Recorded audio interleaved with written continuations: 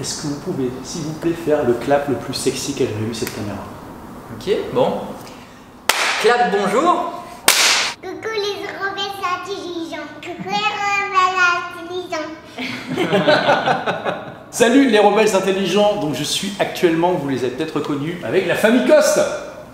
Hello, alors les enfants sont pas là, ils sont en train de jouer. Vous êtes fait connaître parce que, en gros, vous êtes en train de voyager dans le monde entier avec votre camping-car, avec votre caravane, avec votre 4x4 qui est là, garé sur le parking. C'est ça. Et avec vos deux enfants. Oui. Et le troisième qui arrive bientôt. C'est ça. Waouh, là c'est au 5e mois déjà, c'est ça? Oui. Et voilà, vous avez une chaîne YouTube qui cartonne, on est à près de 20 millions de vues, hein, c'est ça? Oui, c'est ça. 165 000 abonnés. 165 000 abonnés, bientôt vous allez dépasser ma chaîne.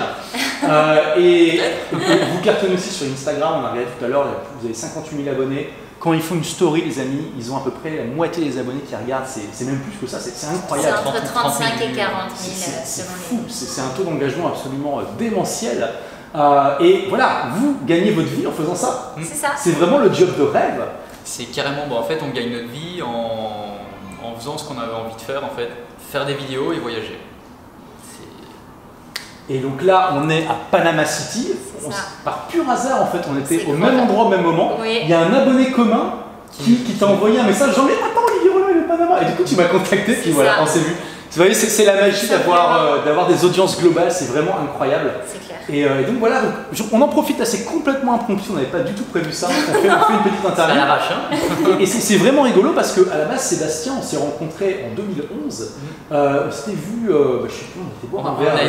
On a été manger à Lille. J'étais venu te voir à Lille et puis on avait mangé. Tout début 2011, c'était avant. Quand tu as lancé le Blogueur Pro. En fait. Pour la première fois. Ouais. À l'époque, tu travaillais pour un Québécois qui s'appelle donc Stéphane. En fait, j'étais allé faire un stage au Québec auprès de Patrick Leroux pour apprendre les ficelles de la vente et du marketing et du métier de motivation et de conférencier. J'ai jamais fait ça finalement, mais par contre, j'avais lancé un blog à l'époque en suivant des formations et tout ça qui s'appelait Sébastien Coste. Je veux dire, en suivant les conseils gratuits que je donnais sur le blog à l'époque. Il y avait ton blog à l'époque. Et après, tu m'as dit, voilà, je suis intéressé par Blogueur Pro, tu t'es inscrit. On s'est inscrit. Tu as suivi le truc, ouais. Et j'ai jamais gagné ma vie à l'époque avec mes blogs. Ça a toujours foiré. On a démarré après, on s'est rencontrés en début 2011. Ouais. Et on a sorti un blog sur les couples heureux. Ouais. On a toujours été bon pour faire de l'audience, Ouais. mais on n'a jamais été bon pour vendre un produit. Il doit y avoir un blocage quelque part qui fait que. Et on a eu plusieurs. On a toujours suivi tout ce qu'il y a eu justement dans la formation Blogueur Pro. Moi, j'ai énormément appris parce que c'était pas du tout ma vocation à la base. J'ai fait des études de droit, j'étais au pair quand on s'est rencontrés en janvier 2011, donc c'était vraiment pas du tout mon domaine en fait, mais je trouvais ça génial en fait, je trouvais ça tellement excitant, il y avait un truc incroyable de me dire qu'en fait on pouvait en vivre, on pouvait faire quelque chose qui nous passionnait. Et d'être libre. Et du coup, c'est ça, et du coup en fait je me suis plongée aussi à corps perdu dans la formation et on la faisait ensemble, on a emménagé ensemble et on a développé aussi justement un deuxième blog pour moi. Alors finalement on l'a pas... Il y a eu Epi Success School. Après il y en a eu, on en a fait un Tu troisième. parlais d'éducation pour les enfants. C'est ça. Et puis moi j'ai sorti Investir pour changer de vie. Le quatrième. Ça a planté aussi. Et puis on a Voilà, fini par donc sortir superbe success stories. Et donc on a sorti Family Cost en 2016. Début avril 2016. Donc, ils partageaient vos voyages déjà. Voilà, c'est ça. Et ça, par contre, ça a explosé. En fait, je pense que ça a fonctionné aussi parce qu'on avait beaucoup appris de nos erreurs et puis qu'on avait aussi un certain background au niveau du fonctionnement, de comment ça. Du marketing sur le web. C'est ça, de ce qui fonctionnait, et puis on avait aussi vu ce qui ne fonctionnait pas. Donc en fait, je pense que mis entre ce qu'on avait appris par la formation et ce qu'on avait appris par nos expériences, on était capable d'arriver à faire un mixte et finalement au bout du 5e projet réussir. En fait, surtout ce qui s'est passé, c'est qu'on s'est rendu compte qu'on était bon pour faire de l'audience. Donc on s'est dit on va essayer de se diriger vers une autre niche, celle de l'influenceur. Et ça a marché et du coup là aujourd'hui on en vit en tant qu'influenceur et pas en tant qu'infopreneur, mais tout ce qu'on a appris dans le passé au niveau du web marketing nous sert aujourd'hui.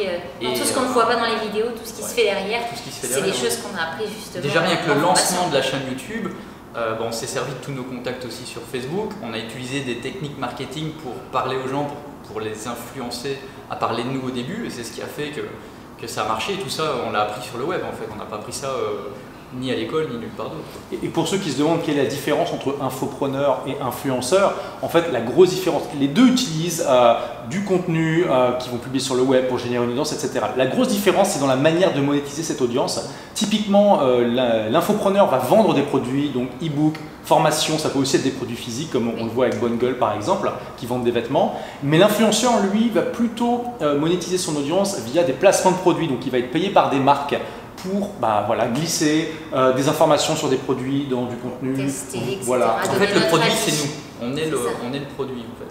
Voilà, donc c'est la grosse différence. Il y a aussi des différences fondamentales entre les deux, c'est que typiquement l'infopreneur va avoir un taux d'engagement qui va être moindre dans son audience. Là, typiquement, avoir plus de 50% des abonnés sur Instagram qui regardent une story pour un infopreneur, c'est un autre monde. Je ne comprends pas comment vous pouvez faire ça. En fait, ce qu'il y a, c'est qu'on n'a pas de clientèle en fait, parce qu'on n'a pas besoin d'avoir une clientèle vu qu'on vend rien.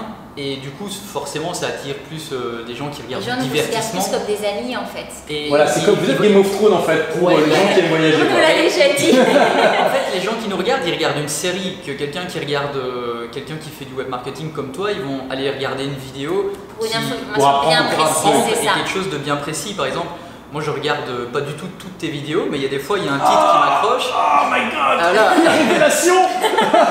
Tu brises mon petit cœur fragile. Mais je pense que c'est quasiment tout le monde. Je pense qu'il y en a très peu qui regardent toutes tes vidéos. Ouais. Et par contre, quand il y a un titre qui accroche et qu'il y a un truc qui m'intéresse, c'est là que je vais aller voir et c'est plus comme ça que ça va. Voilà. Après, par contre, c'est différent. Tu gagnes ta vie autrement que nous, c'est pas la même. Mais je pense que les deux sont complémentaires en fait.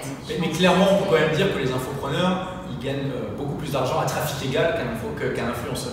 Ça, c'est clair, mais souvent ils ont moins de trafic aussi parce que c'est plus difficile de toucher les gens pour les parts de divertissement. C'est différent en fait, c'est complètement différent. Nous on vit sur le trafic, donc plus on a de l'audience, plus on peut gagner notre vie.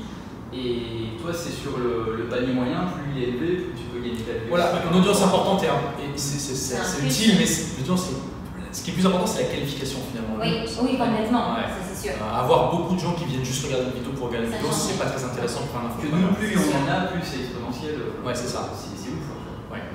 Et donc c'est vrai que dans le Blogueur Pro, je n'enseigne pas comment devenir influenceur, j'enseigne comment devenir infopreneur. Oui, parce que finalement, les infopreneurs, souvent ils connaissent les influenceurs, mais ils les regardent un petit peu avec dédain parce que clairement ils font beaucoup moins d'argent qu'eux à trafic égal, donc ils se disent voilà, c'est des gens qui ne savent pas comment faire de l'entrepreneuriat.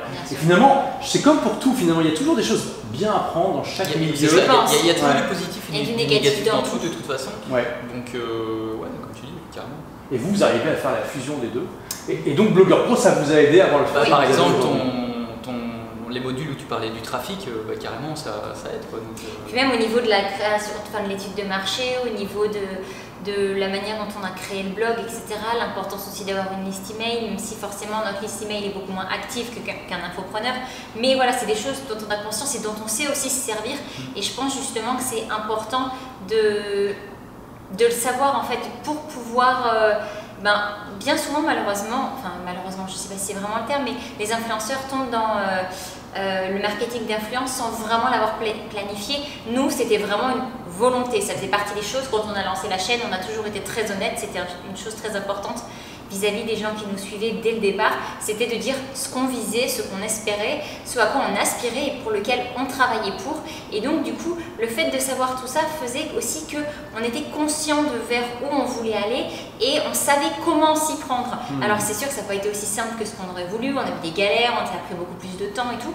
Mais par contre, le fait de le savoir nous a beaucoup aidé. Alors que quand on navigue dans quelque chose où finalement on ne sait pas, on est arrivé là, mais on ne sait pas comment ça fonctionne. Il y a aussi un truc qui a bien marché aussi avec Family Cost des débuts, c'est qu'on a été complètement naturel et à l'aise en fait. Et dans les premiers projets, au début quand tu démarres et que tu te filmes en vidéo et tout ça, t'es pas toi en général parce que tu essayes d'être quelqu'un d'autre. Et au bout du 4e, enfin là c'est le 5e projet, là on s'est dit allez on tente une dernière fois, mais en gros... En gros de toute façon on n'a plus rien à perdre, on n'a plus rien à perdre. Vas-y là, c'est bon. Et on a vraiment été nous dès le départ et ça je pense que c'est ce qui a fait aussi une grosse différence, d'être beaucoup plus naturel et détendu et pas jouer un rôle en fait. Je pense que ça a beaucoup aidé. Et d'ailleurs, aussi une caractéristique qui vous différencie de la plupart des influenceurs, c'est que vous comprenez l'importance de la liste email.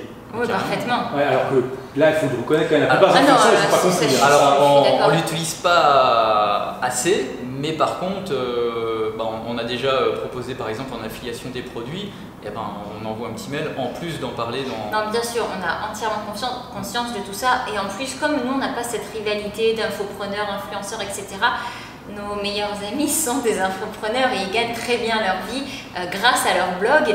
Et donc c'est vrai que du coup, on a toujours des discussions très intelligentes à la fois avec eux parce que du coup, nous, on leur donne des conseils sur certaines choses et eux nous donnent des conseils sur d'autres choses.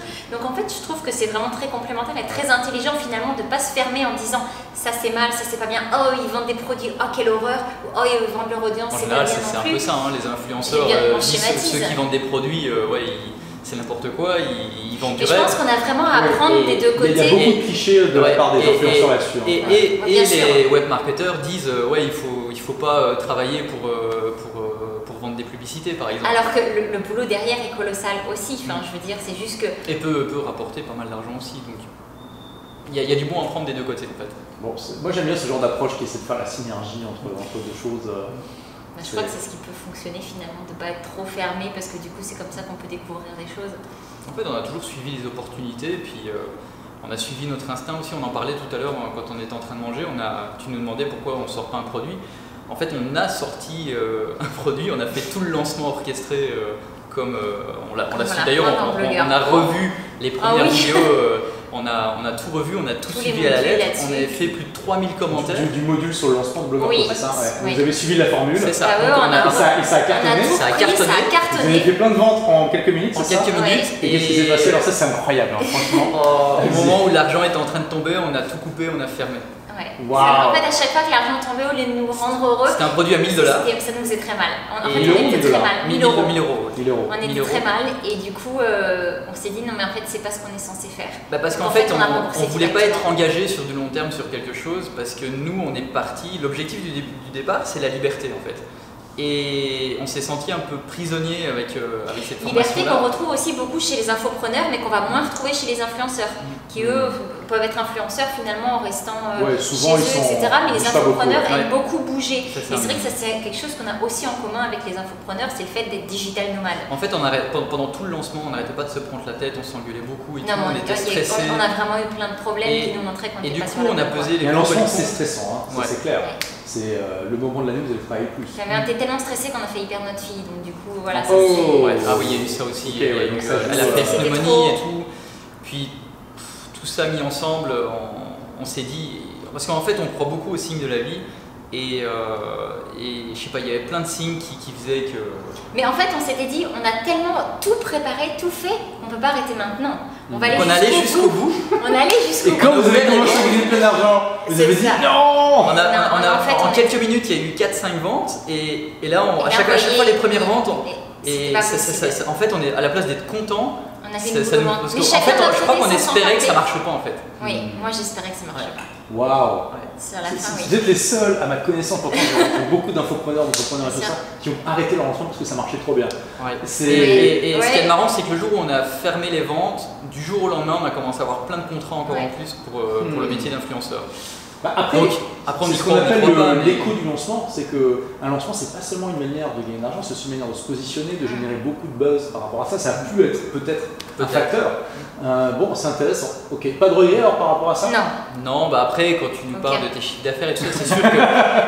Alors, c'est sûr qu'il y a une partie de moi qui se dit, c'est un peu con parce qu'on laisse de l'argent sur la table, mais il y a une autre partie aussi qui fait que. On y aurait laissé trop. Aujourd'hui, le but principal de la vie, c'est de réussir à être heureux la majeure partie de son temps, et on est heureux. On gagne quand même bien notre vie aujourd'hui. Et vous avez au une final, liberté, et c'est exponentiel en plus, ça monte, donc ça ne peut faire que monter. Donc, puis si un jour YouTube ferme ou un truc comme ça, on dira, on a l'habitude de se renouveler. On a le temps. C'est ça. Donc, ça ne fait pas peur en tout cas. Puis si c'est le cas, c'est pas grave. L'essentiel, encore une fois, c'est quelque chose qu'on a créé, mais on recréera autre chose. Enfin, mais là, c'est en bonne voie, ça peut faire qu'augmenter si on fait pas de conneries. Et du coup, on est bien comme ça en fait. Donc. Vous voyez, les Rebels Intelligents, c'est intéressant. Il n'y a rien, il n'y a aucune formule qui convient à tout le monde. Votre histoire, c'est aussi une histoire d'exploration. D'abord, une féroce envie de réussir.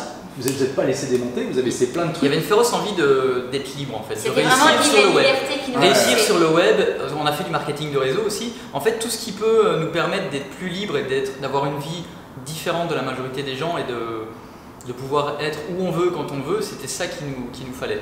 Donc, c'était vraiment viscéral. Ouais, hein. ouais. Il fallait qu'on fallait qu'on y arrive arrive. à se débarrasser de Après, on a toute fait des cette boulots de pression. merde aussi. Ah ouais, parce que ça n'a pas été, On a rose vécu au à Lyon, début. on a fait une plus-value en immobilier qui nous a permis de partir au Canada et qui nous a Et de permis changer de aussi vie. voilà, de démarrer Family Cost, parce que quand on a démarré Family Cost, on avait quand même pas mal d'argent derrière nous pour avoir 2-3 ans tranquille et démarrer sans pression. En fait. 2 ans, Donc ça a ouais. été bien aussi, c'est qu'on n'avait pas de pression financière derrière nous pour démarrer. Et puis on s'était dit, si ça marche, tant mieux. Si ça marche pas, dans 2 ans, on revend la caravane et le pick-up, on a Ça 50 nous fait 000 encore un peu euros d'argent et puis on et repart on sur démarre autre sur chose. autre chose. Voilà, ça c'est très intéressant comme état d'esprit, vous voyez. Donc exploration, on essaie de trouver la formule qui nous convient le mieux par rapport à nos valeurs, à notre manière de fonctionner, tout ça. Vous ne laissez pas démonter par les échecs et vous mettez en place finalement des expériences avec des risques minimes, puisque vous avez des sources de revenus, vous savez que dans le pire des cas, vous pouvez toujours retomber sur vos pattes, etc. Et Bien ça, sûr. c'est pas mal, quoi. Il y a tellement de gens qui rêvent de faire ce que vous faites et qui finalement ne prennent jamais même les risques de base qu'il faut pour se lancer un peu à l'eau. On aime bien dire c'est quoi le pire qui peut arriver. toujours son Il n'y a rien en fait, parce que l'argent. À partir du moment où notre santé n'est pas en jeu, pour nous, il n'y a rien de Il pire. y a des gens qui disent ouais, mais vous avez une famille, pensez à vos enfants et tout ça. Mais Les justement, enfants, ils ont l'air passe, très contents. Ouais, on passe notre vie c'est- avec nos enfants, on c'est se ça. régale d'être avec nos enfants, on est là le matin quand ils se réveillent, on est là pour les coucher le soir, on est là toute la journée avec eux. Quand ils ont besoin de nous, là, ils jouent ensemble Ils vivent depuis une une heure. expérience extraordinaire. Ils sont tout seuls parce Il y que en a certes, un quand ils ont besoin, on qui est est là. canadien et français, c'est ça. Ouais, Donc, c'est ça. Voilà, déjà c'est un beau cadeau à la naissance. Carrément. Puis voilà, donc on aime être ensemble, c'était aussi un but, c'était être libre et être ensemble. Et je crois qu'on a aujourd'hui, enfin ça n'a pas été facile, mais aujourd'hui on a trouvé notre équilibre. Et puis voilà, maintenant on se plaît à Puis faire même de nouvelles choses. Même avec des vivre, enfants, en fait, etc. c'est pas impossible. Hein. Il y a plein de gens, ils veulent pas démarrer parce qu'il y a des enfants, parce que c'est en famille et tout. Je crois que c'est plus compliqué, enfin c'est pas je crois, c'est Ah, sûr, c'est c'est sûr. plus compliqué que tout seul ou en couple, mais c'est pas impossible. Il faut juste s'organiser autrement, il faut prendre plus le temps que quand on est tout seul, parce que tout prend 10 fois plus de temps, forcément. Mais je te coupe, mais je crois que c'est assez représentatif de la vie de toute façon dans une famille. À partir du moment où un couple a un enfant, sa vie est plus compliquée. Enfin compliquée, je dis pas ça dans le sens péjoratif, au contraire j'adore mes enfants, je verrai pas ma vie sans eux. Mais tu dois t'adapter. Donc en fait, voyager avec des enfants, c'est juste l'adaptation du voyage d'avant. Il n'y a rien d'insurmontable en tout Non, cas. complètement. C'est vrai que les gens se font une montagne de voyager avec les enfants. Ouais. C'est une contrainte, on va pas se mentir, mais c'est comme beaucoup de contraintes dans la vie finalement. Ouais, c'est Ouais. clair, ouais. Après, d'un autre Après, côté. quand on voit leur sourire quand ils s'émerveillent devant un papillon ou qui donnent à manger à des singes hurleurs ou qui sont en train. qu'Eleanor prend son frère dans ses bras parce qu'il a peur des haras Macao qui font du bruit à côté dans l'arbre parce qu'il les voit. Enfin, je veux dire, ça n'a pas de prix quoi. Je veux dire, ça efface toutes les contraintes du monde. Puis les pour vidéos, moi. en fait, nous, à la base, ce qui nous fait le plus plaisir aussi, c'est d'avoir des souvenirs, en fait. Ouais. Et ce qu'il y a de fou, c'est qu'on gagne notre vie en nous créant des souvenirs. C'est un peu fou. En faisant Ça, ce qu'on c'est aime incroyable. surtout. Ouais. C'est vraiment le job de rêve pour beaucoup de gens. En tout cas, pour nous, je pense que ça ne correspondrait pas à tout le monde, mais en tout cas pour nous, c'est vraiment quelque chose qu'on aime profondément. Voilà, donc merci d'avoir partagé toute C'est cette avec histoire. plaisir. Mais du coup là, on a encore des gens qui sont là en train de regarder, qui se disent mais c'est incroyable, ils sont super C'est qui motivés. c'est de là. Qu'est-ce que vous donneriez comme conseil pour des gens qui veulent vivre une vie similaire Quelle serait la première chose à faire Ne pas écouter les autres. Ouais. Sauf vous. Non, même pas. parce Non, que parce ce qui qu'en s'applique plus, à nous ouais. ne s'applique pas forcément à d'autres. C'est vrai. En plus, on donne jamais vraiment Il y de a beaucoup conseils. d'inspiration quand même, d'explorer votre propre chemin, tout ça. Mais vas-y, je te Bien laisse sûr. En fait, ce qu'on voit le plus dans les commentaires, c'est qu'on inspire les gens. Mais on dit jamais c'est ça ou ça ou ça qu'il faut faire, parce que je pense qu'il y a plein de possibilités. Par contre, on aime se dire qu'on inspire les gens à faire quelque chose de différent. Que ce soit partir sur les routes, voyager, ou démarrer son entreprise, ou je sais pas, quitter le boulot pour prendre un boulot qui nous plaît, même si on reste dans le salariat. Mais c'est pas s'emmerder dans quelque chose. Enfin, on n'a qu'une vie. Et ce qu'on essaie de faire passer comme message, c'est que on peut réaliser ses rêves, peu importe ses rêves en fait. Si son rêve c'est d'être footballeur professionnel, il y a moyen, mais il faut s'en donner les moyens. Et il ne faut pas écouter papa et maman, bien souvent, ou le reste de la famille, ou les proches qui vont te dire c'est pas possible, tu peux pas y arriver, parce qu'il y en a très peu qui arrivent, ou parce que eux-mêmes ne savent pas comment on fait en fait. Et bien souvent on a été cassés par beaucoup de gens. Hein. Et Heureusement que nous, entre nous, on croyait en nous parce que sinon, je pense que. je pense qu'il faut prendre c'est ça très comme c'est très facile de se faire démolir en fait. Mais il faut prendre ça comme une motivation en fait. Il faut se dire, Enfin, moi, pendant longtemps, j'ai voulu prouver aux autres que c'était possible. Et ça peut être négatif, on peut voir ça qu'on fait ça pour les autres, mais au début ça m'a servi et aujourd'hui tout ce que je fais, j'ai changé ça, je le fais pour moi, mais je pense que ça m'a quand même servi à me motiver dans la vie, toutes les critiques que je me suis pris et en fait je voulais prouver que c'était possible. Et aujourd'hui je suis super content qu'on y soit arrivé.